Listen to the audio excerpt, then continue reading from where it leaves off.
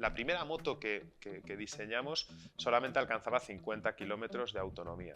El último modelo que hemos lanzado alcanza 220 kilómetros de autonomía. Todo esto en un plazo de desarrollo de 3 años.